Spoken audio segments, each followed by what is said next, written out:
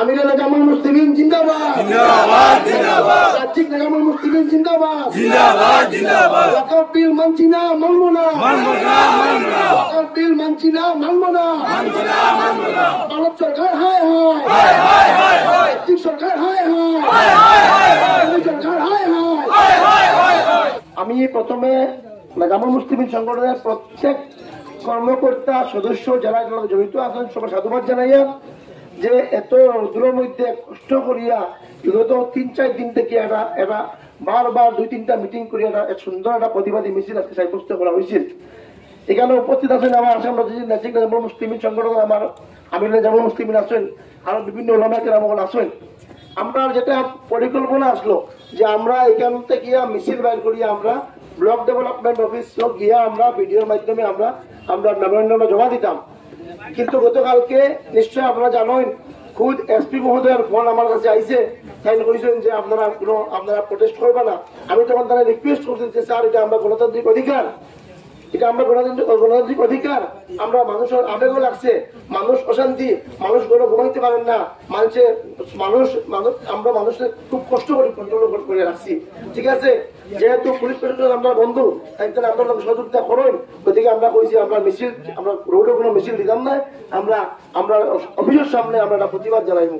এবং এই প্রতিবাদ জানানি এটা ইমানি দায়িত্ব রয়েছে।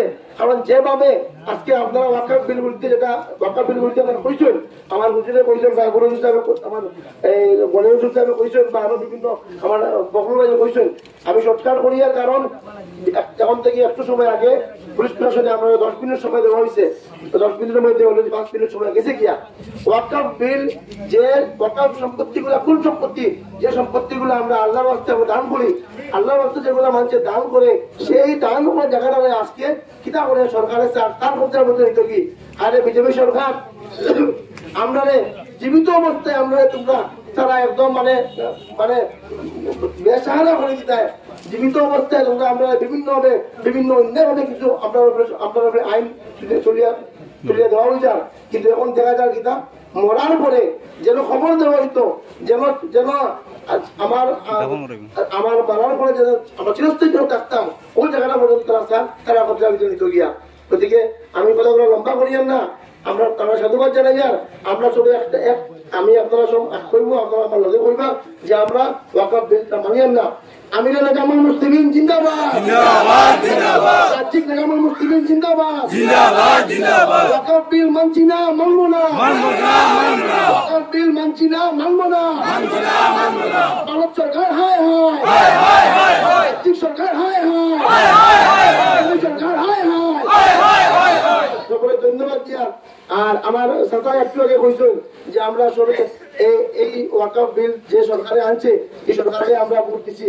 আমরা 10% মানুষের সরকারে ভোট দিছি না, আমরা বিজেপি সরকারের কোনো সময় ভোট দিছি না। আমরা বিজেপি সরকারের বিরুদ্ধে, যে বিরোধী বিজেপি সরকারে আমরা বিভিন্নভাবে বেআইনিভাবে আইন আনতে চান, আমরা দিছি না, সবাই কেউ দিছি না, আমরা দিতাম না ইনশাল্লাহ, দিতাম না ইনশাল্লাহ, দিতাম না।